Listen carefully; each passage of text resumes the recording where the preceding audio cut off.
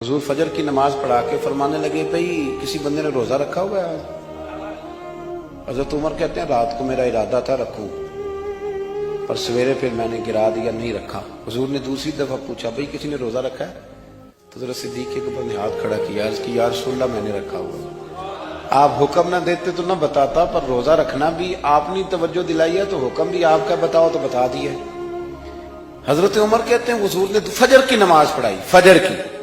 दूसरा सवाल पूछा, भी किसी ने किसी बीमार की तीमारदारी की है? तो हजरत उमर कहते हैं मैंने फटाफट अर्ज की, या रसूलल्लाह अभी तो नमाज फजर पढ़ी है, अब घर जाएंगे तो तीमारदारी करेंगे। तो हुजूर ने फरमाया, उमर तो जरा ठहर जाना, जल्दी ना कर, ठहर ना जरा, रुक तो सही। तो हजरत उमर फारूक रदी अल्लाह तआला अन्हु फरमाते हैं मैं चुप कर गया। हुजूर ने फरमाया बताओ भी किसी ने तीमारदारी की है? तो सिद्दीक अकबर ने हाथ खड़ा किया, अर्ज की या रसूलल्लाह अब्दुर्रहमान बिन औफ रदी अल्लाह तआला अन्हु 2-3 दिन से नमाज पढ़ने नहीं आ रहे थे। रात मैंने पता कराया तो पता चला बीमार है, और हुजूर मुझे ये भी पता है वो मेरा यार है, मुझे पता है रात को जल्दी सोता है पर तहज्जुद में जरूर उठता है। तो हुजूर मैं भी जरा फजर के वक्त जल्दी उठा हूं, तो फजर में आने से पहले अब्दुर्रहमान इब्ने औफ की तीमारदारी करके आया हूं। हजरत उमर कहते हैं मैं ना हल्का हल्का ढीला पड़ गया। हुजूर ने तीसरा सवाल पूछा, फरमाया किसी ने किसी मिस्कीन को खाना खिलाया?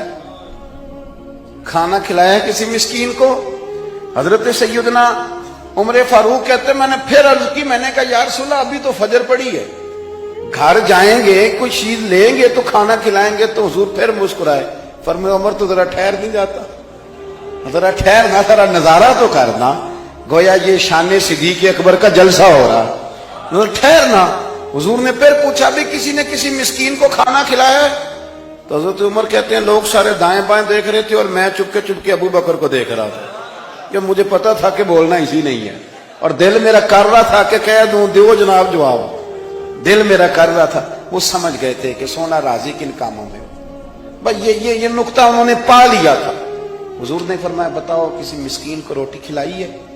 तो जनाब सैयदना सिद्दीक अकबर ने हाथ खड़ा किया, अर्ज की या रसूलल्लाह सवेरे उठा हूं तो छोटा बेटा भी उठ गया था, और मेरे वुजू करते सुन्नत पढ़ते माँ से कहने लगा भूख लग रही है, तो माँ ने 2 रोटियां भी पका दी।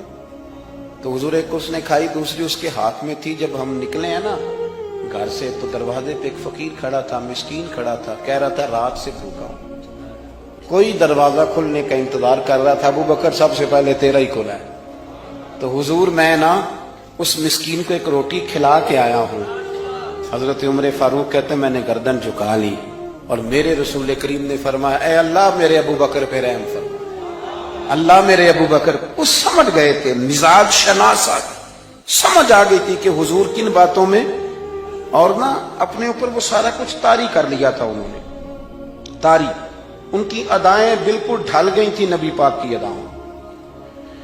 3 दिन वो गारे सौर में रहे, तो हमारे सूफिया फरमाते हैं कि उन पर तजल्लियां भी पड़ी महबूब की मार्फत की। जब मदीने आए ना नबी करीम को लेके, तो कुछ लोगों ने हुजूर की जियारत की थी, कुछ ने नहीं की थी।